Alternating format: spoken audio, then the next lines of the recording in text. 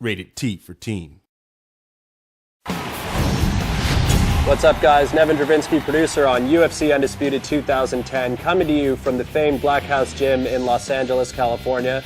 I'm joined today by Mark Lehman, one of the premier MMA coaches in the world, as well as your coach in the upcoming UFC 2010 Career Mode. Thank you for being here. Thanks for having me. Pleasure. So Mark, obviously one of the most noticeable combat improvements that we did this year was the concept of sways, where we're now able to duck and lean. Well, swaying allows you to see your opponent's attack and then dip out of the way so you're not getting hit with it, and it also allows you to come back with a counter attack. And there's some great examples of this, like Anderson Silva used this masterfully against Forrest Griffin in UFC 101, where he's able to... It was a clinic, right? Yeah, it was pretty insane. And you mentioned the fact of countering off of the sways, and that's one of the really important aspects of the system in the Undisputed game. Yeah, it really brings the octagon closer to the fan.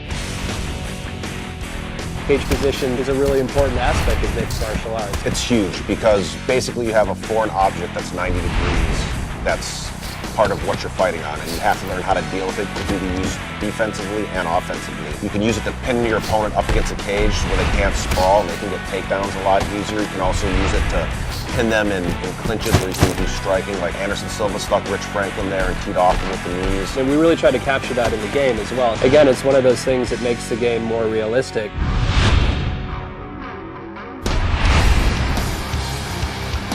And Mark, one of the things that I'm most pleased with in terms of improvements that went into the 2010 product was the submission system. Last year in 2009, we had this very sort of static state of animations where, there'd be this initiation of a submission. Enough of your technical bull. Right. Basically what happened, I got to play the game, and it's awesome. You get to actually see the joint being manipulated, and the camera zooms in to let you know what's getting torqued, and then if the guy's defending, it kind of pulls out, and it just makes it a lot more visceral, and you can feel what's really going on with the submission.